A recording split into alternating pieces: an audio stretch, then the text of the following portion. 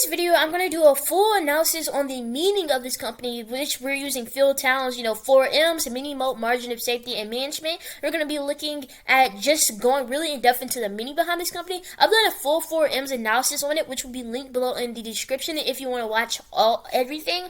But today we're going to look in depth into the meaning, because I feel like CEOs mean so much to a company. They're make or break things. Quotes from so many famous investors, they really realize that management is very important. And so I think this is really amazing to actually look in depth into Dropbox, like how they founded it, some early stages around it, and around the CEO Andrew Houston, who likes to go by Drew Houston. So if you find anything in this video useful, make sure to hit the like button. And so yeah, let's get to it.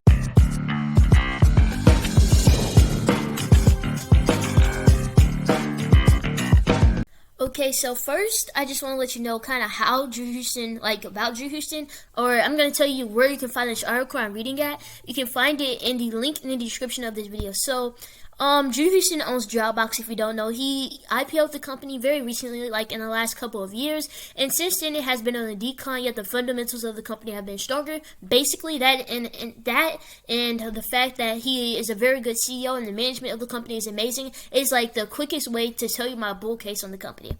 So this company is a file sharing service that began as a two-person team in 2007. It is now a sprawling enterprise with more than 1,000 employees and a stock ticker symbol that's soon to be listed on the NASDAQ. So this was written in, I believe, in 2018 or so. I don't know when it was written, but it was a long time ago, because now it's public on the NASDAQ. They have billions of dollars in revenue. This company is growing. Dropbox is growing at a rapid pace, and Drew Houston owns about 23% of this company. Drew Houston, he started this company back in 2007, and at 2009, he even got a bid from Steve Jobs to buy the company. And Steve Jobs, Apple, he wanted to buy this company, Dropbox, when it was a little baby company, and now it's more than a multi-billion-dollar enterprise. It's really amazing. So Drew Houston, if you did not know, he's like very young, or pretty much young, compared to like the Microsoft CEO. I think that's a huge advantage for him. Drew Houston, he began working on ideas for startups when he was only a teenager, and he started programming when he was as young as 5 years old. So he obviously had a passion for this. Before his junior year at the Massachusetts Institute of Technology, Houston took a year off of work with a former high school teacher on a test prep company. The company's goal was to help students get perfect scores on the SAT college admissions test. So basically, he saw if he was going to be the best at what he was doing, which was doing that, he saw, well, it wasn't that intriguing. Like, what was he going to be? It didn't sound that amazing, and he had higher goals in life. And so, yeah.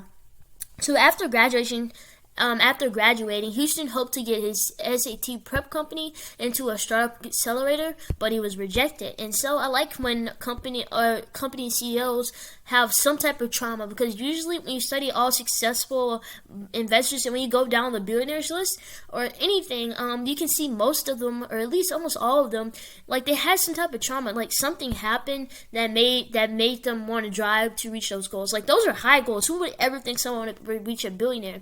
They had some type of goals in life, and so I think I love seeing that all the time.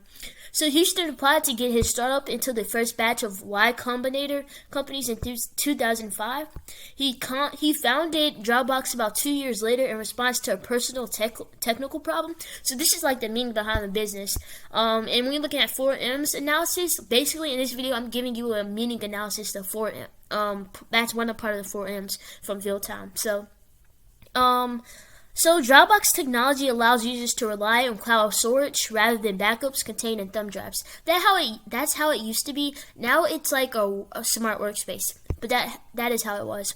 So while I'm talking about Dropbox CEO Andrew Houston, while riding the Chinatown bus from Boston to New York, Houston realized he had left his thumb drive containing files he needed at home. In his interview with Business Insider, Houston said that the initial idea for creating Dropbox was born out of his immense frustration over leaving his thumb drive behind. I don't know if this is true. It probably is. I believe in Andrew Houston. I think he's a great CEO. But the thing is, same thing with Netflix CEO. They were were saying something like that. It was like the perfect story to relate with the people who would probably be the paying users for the company. Like they just set a problem, and basically they're saying that the company was the solution. So you just never know if this is true. But anyways, it's a good story. I think it's a good. So he said, I was so frustrated because this kept happening. He said, and I'm like, my God, I never want to have this problem again. I opened up the editor and started writing some code. I had no idea what it would become. And now Dropbox has become a multi-billion-dollar company with multi-billion dollars in revenue, which is amazing. So Andrew Houston applied to Y Combinator again, this time with the idea for Dropbox, but he ran into another problem. I love it when they run into problems, CEOs at least. So Y Combinator co-founder Paul Graham told Houston he liked his idea, but to get it into the accelerator, Houston would need a co-founder. Paul says he wanted co-founders because it's kind of an emotional roller coaster, and so having a team or having a partner makes it so you can offset each other's ups and downs, which I've certainly found to be true, Houston told Business Insider, which is the website I'm getting this from, by the way, all credits to them. So Houston had less than 2 weeks to find a co-founder for Dropbox. So look, in times of pressure, he can hustle because he found one at MIT. He found a really good one. So that's really amazing. So I know in the time of trouble with Dropbox, he's going to do something. He's going to do whatever he can to get it done and, just get through things. So Arash Ferdowsi, if I'm pronouncing it correctly, I never pronounce CEOs' names correctly, Dropbox co-founder with Houston. Arash Ferdowsi, then a student at MIT, had reached out to Houston after seeing a demo video Houston put together for Dropbox. After a conversation that lasted no more than 2 hours, Ferdowsi or so agreed to drop out of MIT and work for Houston. Andrew Houston must be really good at selling people. He must be like a really good salesperson and really good at business for somebody to do that, in my opinion. Houston compared his business idea with the co-founder to a shotgun wedding. It was, this is a quote, it was sort of like getting married on the first or second date. Houston said in an interview with Business Insider, it was wild because I thought I would have to talk to his parents or somehow reassure him that was a good decision to spend most of our waking hours for the foreseeable future together. But to his credit, he just jumped right in. So with Ferdowsi as his new co-founder, Houston successfully entered Y Combinator and met with a legendary investor. So now Dropbox CEO Andrew Houston, he knows lots of very successful people. He hangs around them, which just makes him even more smarter. I think that's amazing. So Dropbox initial funding came from Sequoia Capital after Houston met with the venture firm's chairman, Michael Moritz. Houston said Moritz dropped by his apartment to discuss the deal.